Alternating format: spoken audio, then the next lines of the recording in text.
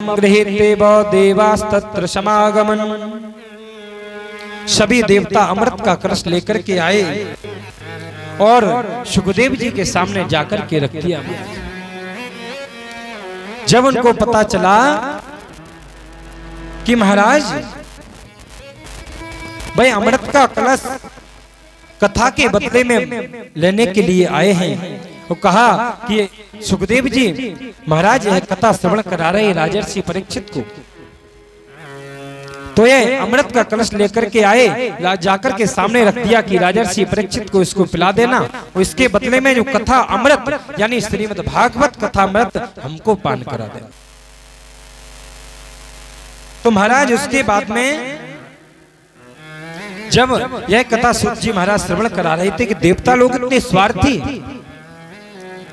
कि कथा के बदले में अमृत लेकर के आए। वो अमृत जब समुद्र मंथन हुआ महाराज, जब भाई अमृत इतनी मेहनत से मिला, तो महाराज यह श्रीमद् भागवत कथा की इतनी विशेषता है कि अमृत को लाकर के परीक्षित को दे दिया कि इसको आप पान करो और बदले में हरि कथा अमृत हमको श्रवण।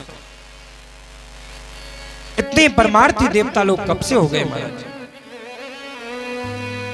तब उन्होंने कहा कि महान आश्चर्य की बात है महाराज। तो महाराज जो गरुड़ जी थे उनकी मां बनिता और सर्पों की माता कद्रु, यह गरुड़ जी महाराज सर्पों की दास्ता करते हैं। इतने बलिष्ठ होकर के सर्प का और गरुड़ का बैर रहता है। तो महाराज जब उन्होंने आपस में होड़ बंधी कि मैं इतना बलिष्ठ होकर के कद्रु और बनिता में महाराज, तो उन्होंने कहा कि मैं इतना बलिष्ठ होकर के इन सर्पों की दास्ता करनी पड़ती है। तो दोनों माताओं में होड़ बंधी कि चलो तुम अमृत लाकर के हमारे सर्पों को पिला दो और हम तुमको दासत्व से मुक्ति दे देंगे महाराज। तो गरुड़ जी गए और जाकर के भाई अमृत कलश को उठा करके ले आए। देवराज इंद्र को पता चला कि गरुड़ जी अमृत का कलश लेकर के चले गए, यदि सर्पों को पिला दिया महाराज तो बहुत गड़बड़ हो जाएगा, पूरे पृथ्वी पर महाराज सर्प ही सर्प हो जाएगा। तो प्रपश्यामो वयम सर्वे श्रीमद् भागवतामृतम। तो जैसे ही अमृत कलश लेकर के आए और तुरंत इंद्र को पता चला और इंद्र आए और लेकर के भाई अमृत कलश लेकर के चुरा ले गए। जैसे ही गलती से भाई अमृत की कुछ बूंद थी महाराज, तो आपने देखा होगा कुसा की जो आसन रहती है उस कुसा की आसन पर उसको लाकर के रखा अमृत कलश को। तो अमृत कलश को जब रखा और जब वहां से लेकर के महाराज चले गए, सर्पों ने देखा यह अमृत है। तो जैसे ही महाराज वहां कुछ बूंद गिरी, तो जैसे ही बूंद गिरी सर्पों ने अपनी जीभ से जैसे ही महाराज उस पर रखा, तो आपने देखा होगा सर्प की जो जीभ रहती है वो दो भाग में कटी हुई रहती है। तो वो कुसा के द्वारा उस जीभ से उनका बहुत वैसी रहती है, उससे कट जाते हैं। तो गए और जाकर के उन्होंने अपना वचन पूरा किया, वो दासत्व से मुक्ति मिली। फिर उसके बाद में प्रपश्यामो वयम सर्वे श्रीमद् भागवतामृतम। देवताओं का यह प्रस्ताव देखकर के सुखदेव जी महाराज ने कहा कि अरे देवताओं तुम इतने ठगिया कब से हो गए कि इसके बदले में हरि वो अमृत ऐसे ऐसे प्रदान हुआ और वह कलश लेकर के हमारे सामने रख दिया, कह दिया राजर्षि परीक्षित को श्रवण करा देना, इसको पिला देना, कथा को हमको श्रवण करा देना। तो सुखदेव जी महाराज ने कहा कि आप यह बताइए कि यह हरि कथामृत की इतनी विशेषता है कि मैं देवताओं को भी वंचित है। चलो फिर भी ठीक है, लेकिन किसी वस्तु का यदि अदला बदली की जाती है महाराज, तो वह कब की जाती है? जब एक कीमत की वस्तु होना चाहिए। और यदि हमने कहा कि भाई हमारी बाइक लेकर के आप हमको गाड़ी दे दो तो कैसे बनेगा? तो सुखदेव जी महाराज कह रहे हैं सुंदर भाव में कि क्व स्वदा क्व कथा लोके क्व कांचा क्व मणिर् महान ब्रह्मरातो विचारी एवं तदा देवांजः सह अवक्तास्तांश विज्ञाय ना तदौ च कथामृतम् श्रीमद्भागवती वार्ता सुराणामपि दुर्लभ, परम दुर्लभ है, देवताओं को भी दुर्लभ है हरि कथामृत। तो सूत जी ने शौनकादिक ऋषियों से कहा यह दुर्लभ हरि कथामृत देवताओं को सुखदेव जी ने डांट करके भगा दिया कि कहां तुम्हारा कांच का ये टुकड़ा, वो कहां अमूल बहुमूल्य मणि, तुमको कैसे अदला बदली कर सकते हैं। डांट करके महाराज उन्होंने भगा दिया। और महाराज यही विशेषता जहां पर सुखदेव जी महाराज वक्ता के रूप में और राजर्षि परीक्षित श्रोता के रूप में हो महाराज, उनको कौन ठग सकता है। क्योंकि ऐसी एक ही मां हुई जिसके गर्भ में भक्त और भगवान दोनों ने जन्म लिया। परीक्षित कौन है? परीक्षित जो है महाराज वह पांडवों के ही नाती, अभिमन्यु के पुत्र है। उत्तरा के गर्भ से परीक्षित जी का जन्म हुआ था। तो जब अश्वत्थामा ने ब्रह्मास्त्र का प्रयोग किया था तब गर्भस्थ शिशु की रक्षा गोविंद ने ही की थी। गर्भ में जाकर के अंगुष्ठ मात्र रूप बताया बना करके और रूप बना करके उत्तरा के गर्भ में प्रविष्ट हुए।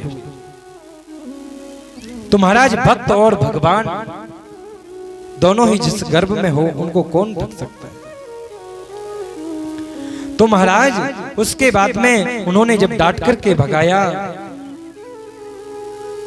तो जाकर के सुखदेव जी ने हरि कथामृत के परम परे जब उन्होंने कहा कि देवताओं ने कहा यह हमको वंचित और मानवों को इसका अधिकार दिया, हरि कथामृत से हम लोग वंचित हैं।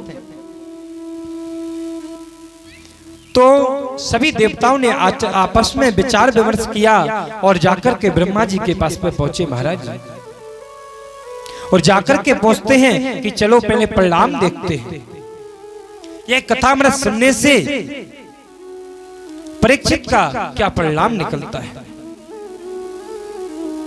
जब जैसे ही कथा मृत पान किया और करने से महाराज 7 दिन में परीक्षित की जब मुक्ति होते हुए देखा महाराज, जैसे ही परम पद प्राप्त हुआ तो आश्चर्यचकित रह गए।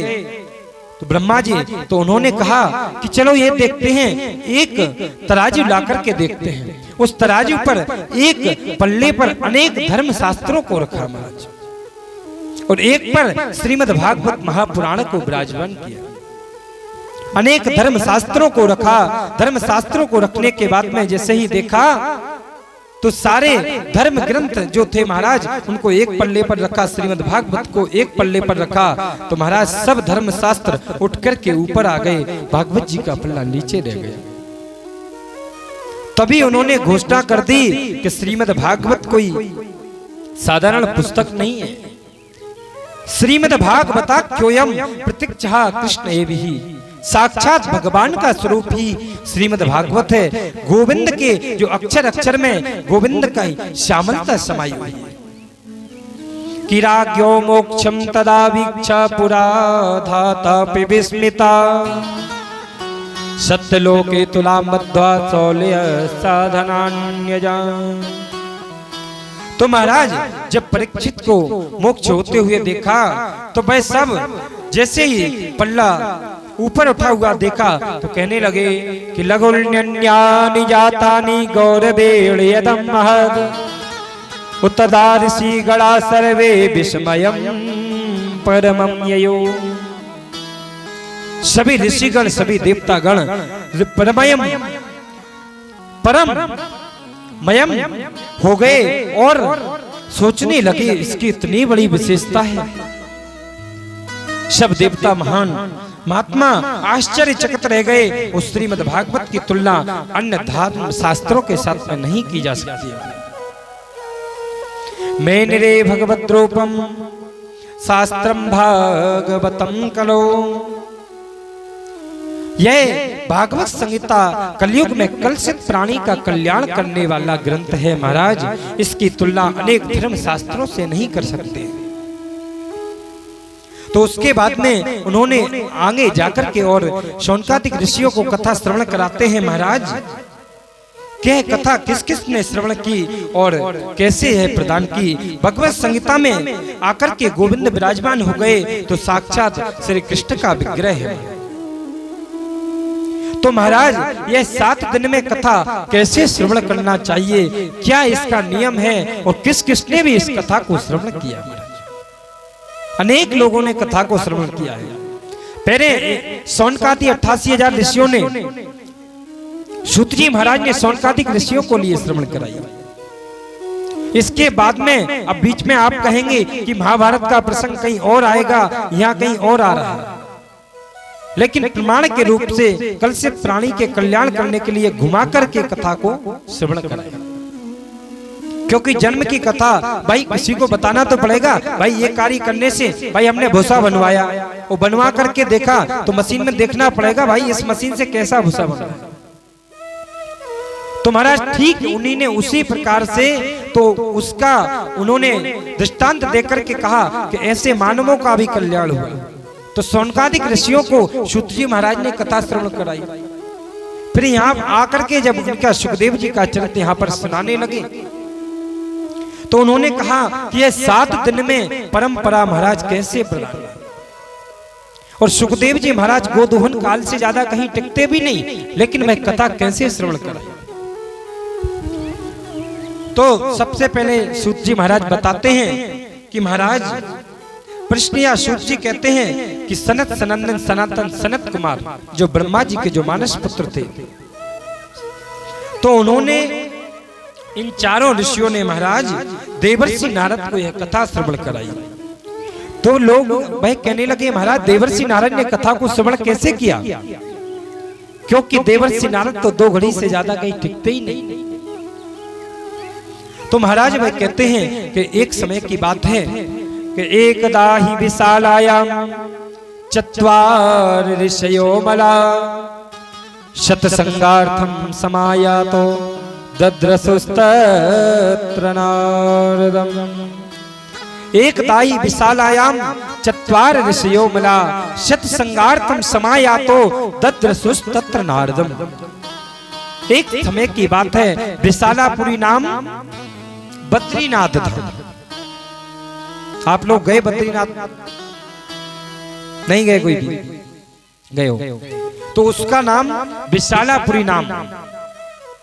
तो महाराज वह बद्री विशाल में चारों अग्रज सनत सनंदन सनातन संत कुमार विचरण कर रहे थे। जब आपस में कहीं घूमने फिरने जाते हैं महाराज तो देखते हैं कहीं पर संत मिलते हैं, महापुरुष मिलते हैं, तो मन में एक उत्कंठा जागृत होती है कि चलो महात्मा मिलेंगे, संत मिलेंगे, ब्राह्मण मिलेंगे, तो बैठ करके हम सत्संग करेंगे, भगवान के गुणानुवादों का दर्शन करेंगे, कुछ गुणगान सुनेंगे महाराज। लेकिन महाराज आजकल यदि कोई संत के पास में जाता है, महापुरुष के पास में जाता है, तो जाकर के क्या कहता है महाराज, सट्टा का नंबर बताओ। मतलब मांगेगा तो संसारी वस्तु। बोलो राधे राधे। माताएं आज व्रत है, फलाहार तो किया, राधे राधे तो बोलो। तो जाकर के फिर भी संसारी वस्तु मांगे।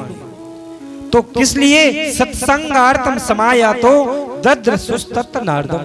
मैं नहीं कह रहा, ये श्लोक का अर्थ कह रहा है। सत्संग की इच्छा से वहां पर विचरण कर रहे थे, चलो किसी से मुलाकात होगी, किसी के दर्शन होंगे तो महाराज सत्संग किया जाएगा। तो सत्संगार्थम समाया तो दद्रसुस्तत्र नारदम। तो महाराज देखते हैं कि सामने से महाराज नारद जी महाराज को आते हुए देखते, तो सनकादिक बड़े प्रसन्न हुए। चलो आज नारद जी महाराज के दर्शन जिसको हो जाएं उसको तो महाराज परम पद प्राप्त होता है। तो जैसे ही गए और जाकर के नारद जी महाराज को आते हुए देखा, तो जैसे ही देखा तो नारद जी का मुखमंडल लटका हुआ है। तो जैसे ही उन्होंने जब देखा तो कहते हैं कि कथम ब्रह्मण दीन मुखा कुतश्चिंतातरो भवान त्वरितं गम्यते कुत्रा कुतश्चागमनं तव। इदानीसो निचित्तोऽसि गतवित्तो यथा जना तावेवं मुक्तसंगश्च नोचितं वदकारणम्। कथं ब्रह्मण दीनमुखा कुतश्चिन्तातरो भवान् त्वरितं गम्यते कुत्र कुतश्चागमनं तवा। संस्कृत में पूछ रहे हैं कथम ब्रह्मन, अरे ब्रह्मन क्या हुआ, तुम्हारा मुखमंडल ऐसे लटका हुआ क्यों? कुतश्चिन्तातरो भवान, तुमको कौन सी चिंता सता रही है? त्वरितं गम्यते कुत्र कुतश्चागमनं तवा, कहां से आगमन हो रहा है, कहां जा रहे हो? तो महाराज जैसे उन्होंने कहा, नारद जी महाराज ऐसे संत हो जिसके महाराज जिसको परमात्मा नहीं मिलता उसको परमात्मा से मिला देते हो, जहां आग नहीं लगती वहां आग लगा देते हो। लेकिन आज तुम जैसा संत जिसने अपने रहने के लिए झोपड़ी भी नहीं बनाई, और आज तुम इतने चिंतातुर होकर के अच्छे नहीं लग रहे हो, क्या तुम्हारी दुखी का कारण क्या है? और जब तुम जैसे संत ऐसे ही महाराज रहेंगे, इतने चिंतातुर रहेंगे, तो महाराज इन मानवों का कल्याण कैसे होगा? क्योंकि संत का तो कल्याण करना ही परम धर्म रहता है, और परमात्मा का भजन करना ही परम धर्म रहता है। लेकिन आप जैसे यदि महाराज संत को यदि इस प्रकार की चिंतातुर रहेंगे तो संसारियों का क्या होगा? तो महाराज उसके बाद में, और महात्माओं के पास तो सिर्फ परमात्मा रूपी धन रहता है, इसके अलावा तो कुछ रहता ही नहीं। वो धन ऐसा है जिसको कोई चुराता नहीं है। कि कबीरा सब जग निर्धना, धनवंता नहीं कोई, धनवंता सोहि जानिए जको राम नाम धन होय। कबीरा सब जग निर्धना, सब जग निर्धन है, और धनवंता नहीं कोई, वो धनवंता सोई जानिए जाको राम नाम धन होय। जिसका राम नाम रूपी महाराज धन रहता है, उससे बड़ा कोई धन नहीं रहता है। और परमात्मा की कृपा जिसके ऊपर बनी रहती है, और परमात्मा की कृपा और सिर पर राघवेंद्र सरकार की कृपा रहती है, तो महाराज उसका कहना ही क्या है? वो तुम्हारे ऊपर तो महाराज साक्षात नारायण की कृपा, परमात्मा की कृपा है। और आज इतने चिंतातुर महाराज सुंदर भाव में चारों भैया कह रहे हैं कि नारद जी महाराज तुम्हारे ऊपर तो परमात्मा की बड़ी कृपा है, और तुम्हारे ऊपर परमात्मा का हाथ है। तो सुंदर भाव में श्रवण करेंगे कि सिर पर सीताराम, सिर पर सीताराम, फिकर फिर क्या करना। सिर पर सीताराम, फिकर फिर क्या करना। सिर पर सीताराम, फिकर फिर क्या करना। सिर पर सीताराम, फिकर फिर क्या करना।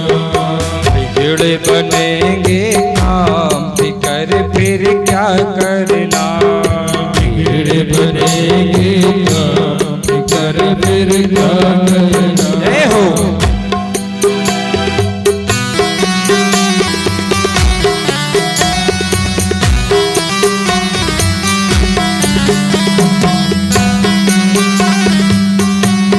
जय हो।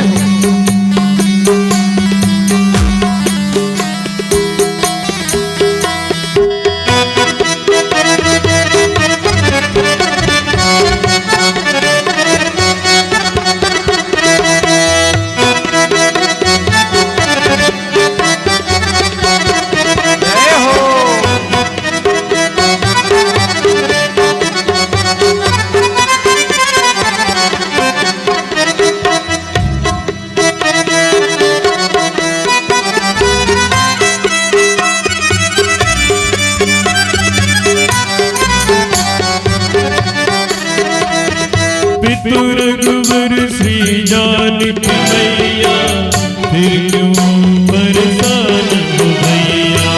तो रघुबर श्री जानकी मैया फिर क्यों तुम परेशान हो मैया। कटेगी कष्ट तमाम फिकर फिर क्या करना। सिर पर सीताराम फिकर फिर क्या करना। सिर पर सीताराम फिकर फिर क्या करना। सिर पर सीताराम फिकर फिर क्या करना।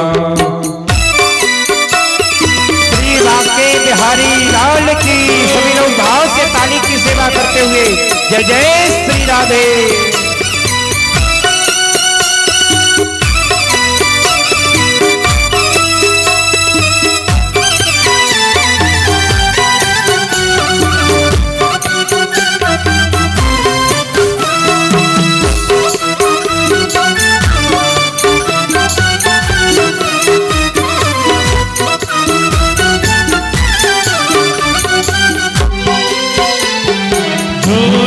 राम कथा सत्संगी के सायक श्री बजरंगी। भोजन राम कथा सत्संगी उनके सहायक श्री बजरंगी। अतुलित बल तेरा फिकर फिर क्या करना। सिर पर सीताराम फिकर फिर क्या करना। सिर पर सीताराम फिकर फिर क्या करना। सिर पर सीताराम फिकर फिर क्या करना। जय हो।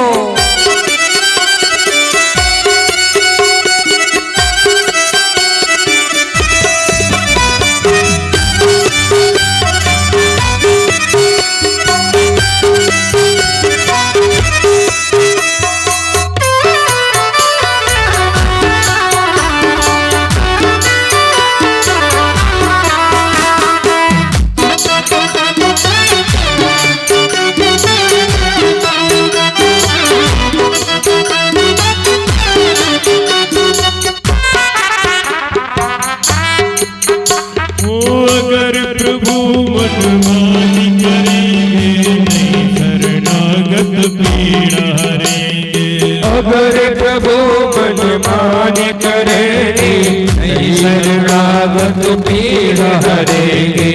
अगर प्रभु मनमान करेंगे नहीं शरणागत पीड़ हरेंगे। अगर प्रभु मनमान करेंगे नहीं शरणागत पीड़ हरेंगे। गोविंद बदनाम कर फिर क्या करना। सिर पर सीताराम फिकर फिर क्या करना। सिर पर सीताराम से ताली की सेवा करते हो जय हो। सिर पर सीताराम फिकर फिर क्या करना। जय हो।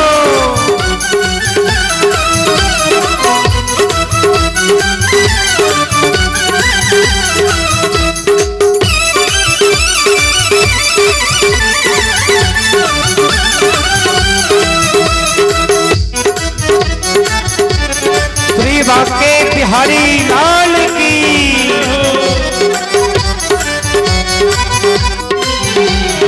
अब राजेश नवाह बरो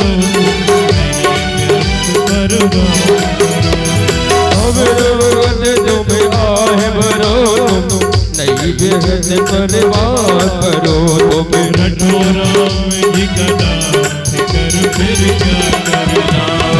सिर पर सीताराम फिकर फिर क्या करना। सिर पर सीताराम फिकर फिर क्या करना। फिकर फिर क्या करना फिकर फिर क्या करना। बड़ भक्त वत्सल भगवान की जय जय श्री। कोई नहीं बोल रहा है। श्री वृंदावन बिहारी लाल की। बहुत अच्छे जयकारा बोलते रहो। क्योंकि वक्ता का तभी मन लगता है जब श्रोता दमदार होना चाहिए, क्योंकि दो लोगों का संगी रहता है। तो इसलिए अभी आगे कथा आएगी कि सभी जब देवी देवता जब वहां पर कथा श्रवण कराते हैं तो भक्ति मैया की कथा आएगी, तो महाराज भक्ति ज्ञान वैराग्य भी ताता थैया करके नाम संकीर्तन में नचने लगते हैं और इतने भाव में हो जाते हैं, क्योंकि भक्त और भगवान का भी महाराज बहुत सुंदर नाता है। तो इसलिए भजन में मस्त झूमते हुए ताली बजाना चाहिए और मन को बिल्कुल एकाग्र चित्त परमात्मा से जोड़ देना चाहिए। तो महाराज चारों भाइयों ने जब पूछा, नारद जी महाराज तुम्हारे ऊपर तो साक्षात परमात्मा का हाथ है, लेकिन आप इतने चिंतित। नारद जी महाराज ने कहा, महाराज मैं संसार में मृत्यु लोक में जब गया तो वहां जाकर के मैंने देखा चलो आज घूम करके आते हैं। तो वहां यह अपना भजन करता था, लेकिन आज मैंने सोचा चलो मृत्यु लोक में जाकर के देखते हैं। तो वहां मैं गया तो जैसे ही उन्होंने जब पूछा तो नारद जी महाराज ने प्रणाम किया, प्रणाम करके कहा भैया मैं मृत्यु लोक में जाकर के मैंने देखा कि चलो मेरे मन को संतुष्टि कहीं मिलेगी, थोड़ा जाकर के संसारियों को देखना चाहिए।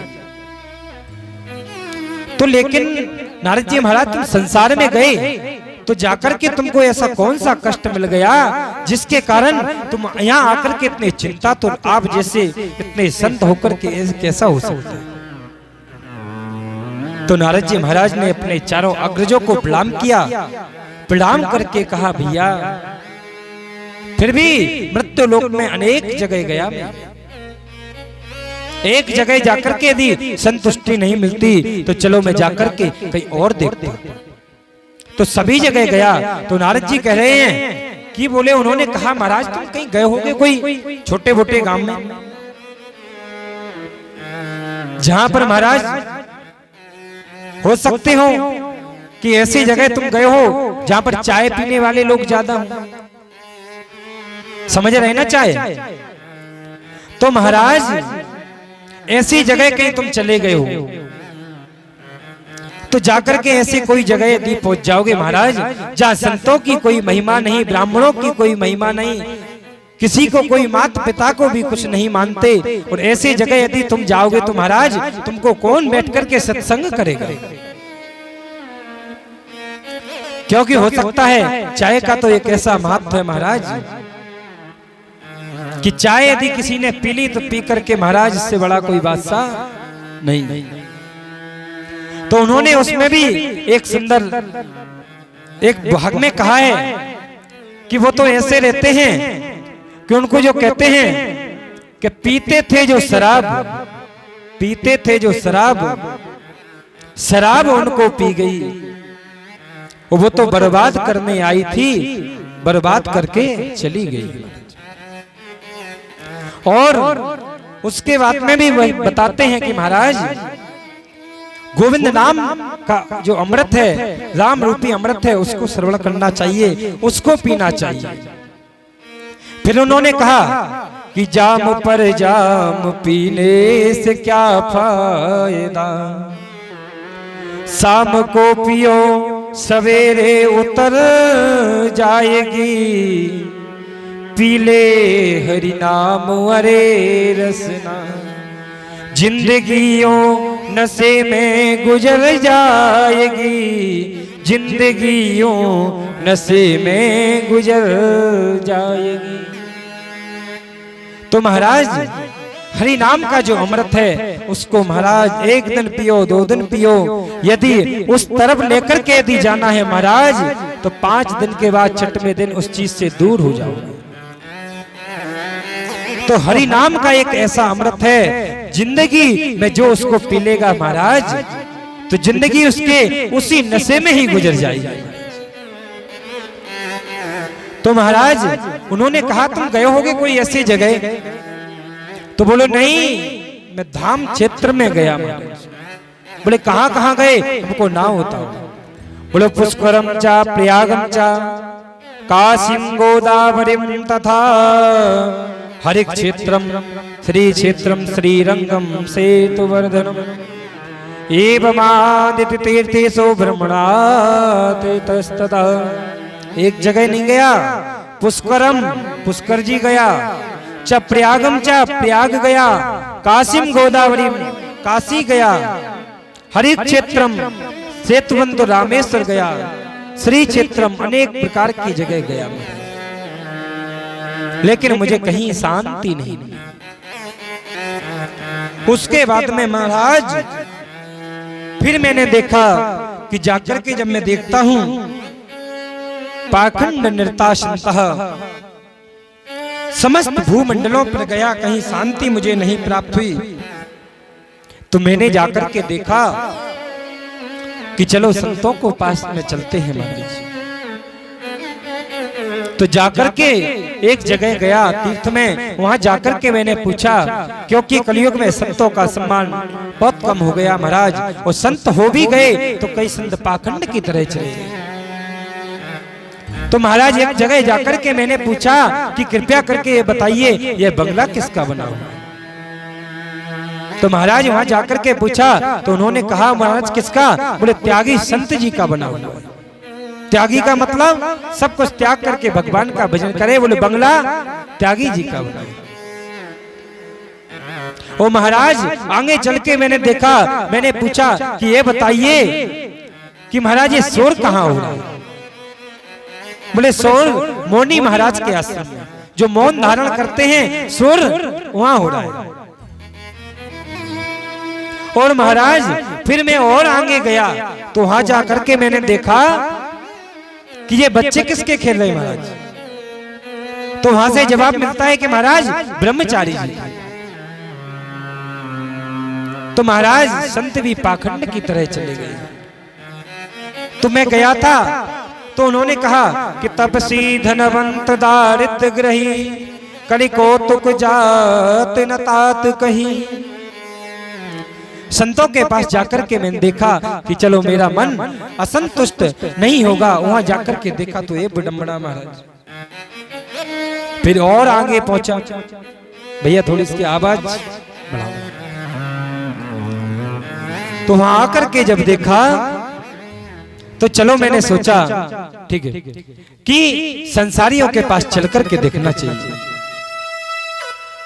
तो तरणी प्रभु तागे हे श्याल को बुद्धिदायका कन्या विक्रणियो लोभा दंपति नाम जगलकणम। तो महाराज संसारियों के पास गया तो संसार में जब जाकर के मैंने देखा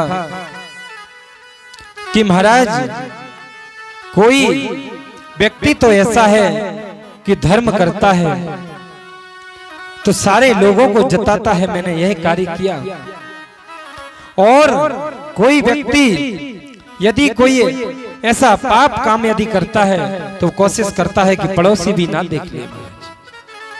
ऐसी आश्रय वृत्ति हो गई है लोगों की। तो तरुणी प्रभुता के हे श्याल को बुद्धिदायका कन्या विक्रियो लोभा दंपति नाम चकलकलम। तो महाराज वहां जाकर के देखा कि तरुणी प्रभुता के हे श्याल को बुद्धिदायका, यदि घर में कोई कार्य किया जाता है तो अपने बड़े बुजुर्गों से उसकी सहमति नहीं ली जाती। बोलो राधे राधे। श्री वृंदावन बिहारी लाल की। निद्रा देवी को नहीं आना चाहिए।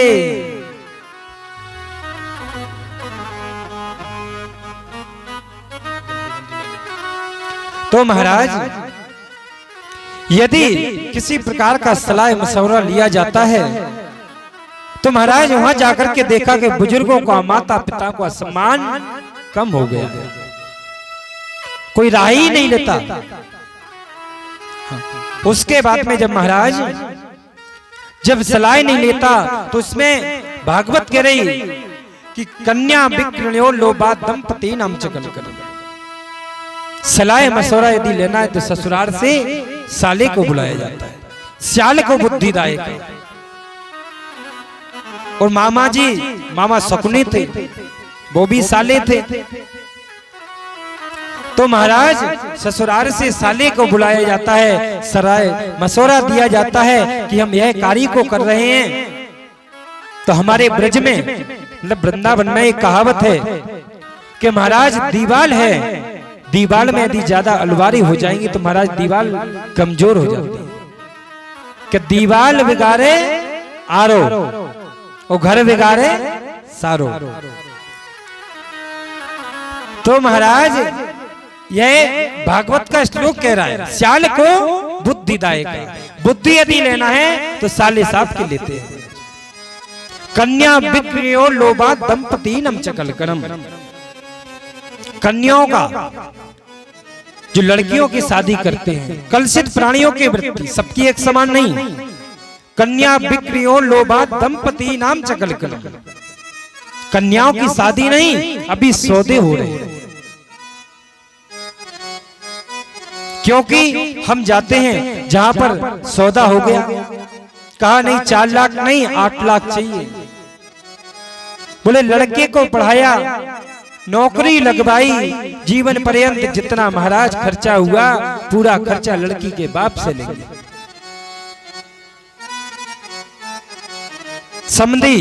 समधी का मत, पुरानी जो लोक रीतियां कुछ बनाई हैं तो सब लोक रीतियों का कुछ अर्थ रहता है।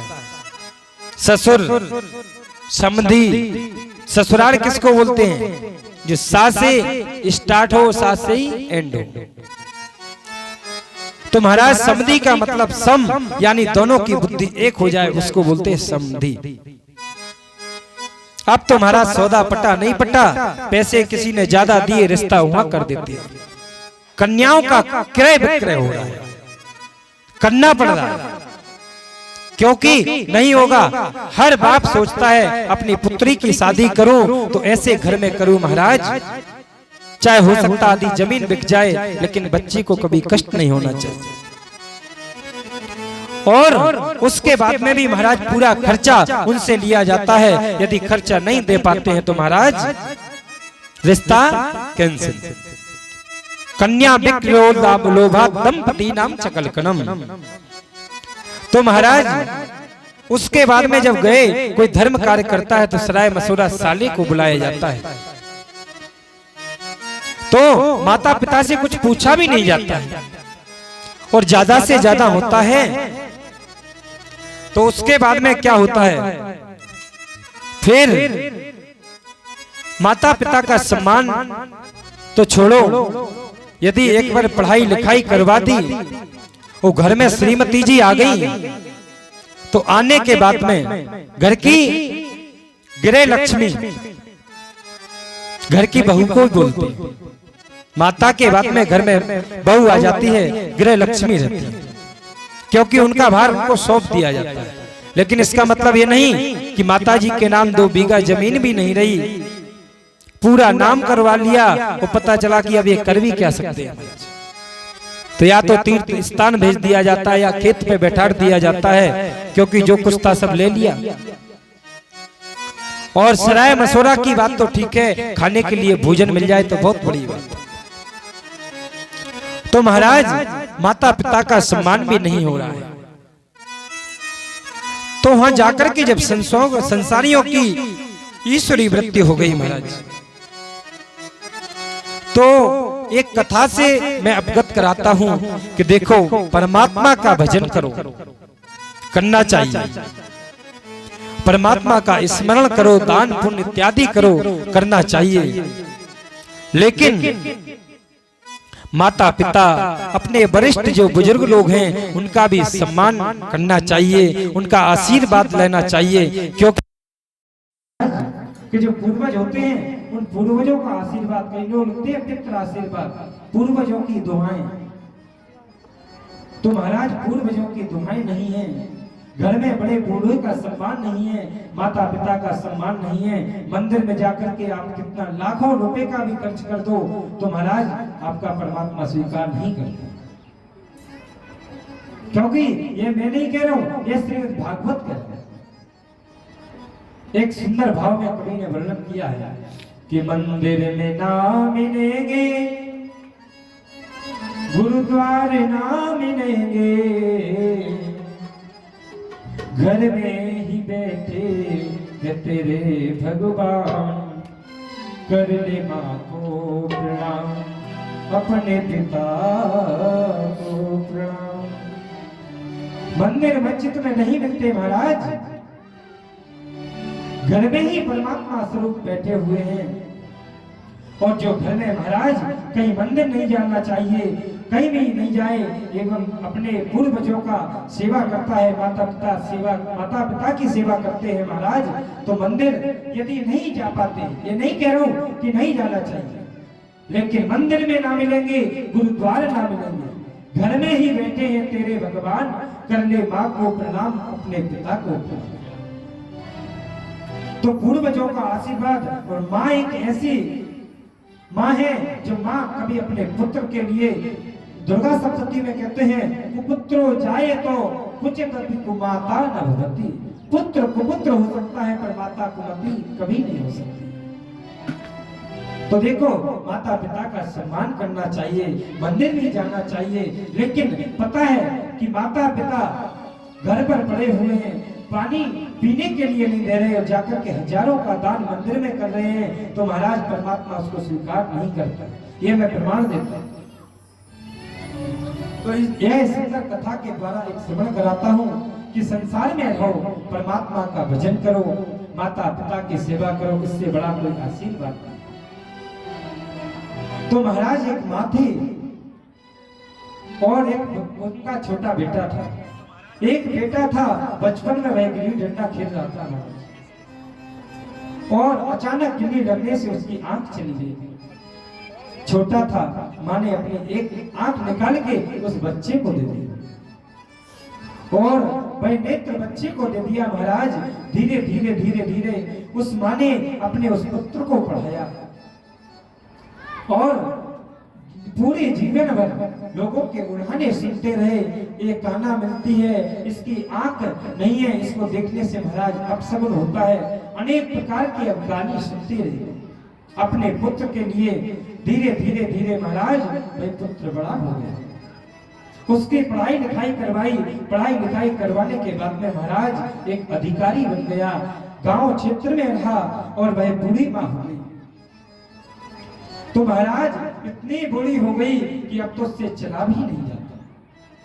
कुछ समय हो गया, बच्चे को समय नहीं मिला अपनी नौकरी से, समय बीतते बीतते महाराज कुछ समय बाद वह माँ को ही भूल गया। भूलने के बाद में वह विदेश चला गया। विदेश में जाने के बाद में महाराज वह माता सोचती सोचती, नहीं मेरा बेटा आएगा, मेरा बेटा आएगा, लेकिन मन में सोचते सोचते महाराज एक दिन बहुत बुरा समय आया कि वह मरण आसन पर चली गई। महाराज अब अंतिम जो मन की इच्छा थी कि अब मेरा बेटा नहीं आएगा। लोगों ने कहा अभी जब देश में था तब तो आया नहीं, अब तो वह विदेश चला गया। किसी से खबर मिली महाराज कि उसकी शादी हो गई, उसका भी बच्चा है। उसने एक व्यक्ति से चिट्ठी लिखवाई, चिट्ठी को लिखवा करके महाराज अपने बिस्तर में उसको रख दिया। कुछ समय बीतने पर महाराज वह माँ ने अपने पुत्र के ही विलाप में प्राण त्याग दिया कि आएगा आएगा, लेकिन नहीं आया। सभी गांव वालों ने संस्कार किया। संस्कार करते ही जैसे ही अचानक उसी दिन घटना क्या होती है, वह टीवी लाइव के माध्यम से कथा को श्रवण कर रहा था। क्योंकि मैंने बताया कोई व्यक्ति किसी भी भाव में लेकर के कथा को श्रवण करता है। कई लोग सोचते थोड़ा टाइम पास भी होगा महाराज, लेकिन वह टाइम पास भी कथा सुनने से महाराज दूर हो जाता है और परमात्मा की कथा दिमाग में उतरने लगती है। तो वह टीवी के माध्यम से उसने कथा श्रवण की। सुंदर यही प्रसंग चल रहा था, उसको याद आया कि मेरी भी माँ थी। तुरंत वहां से उसने फ्लाइट पकड़ी और फ्लाइट पकड़ के महाराज तुरंत आया और आकर के गांव में आया। तो जैसे ही सभी लोग मिलते हैं, तो जैसे ही गांव के किनारे पर आया तो आकर के राम श्याम किया।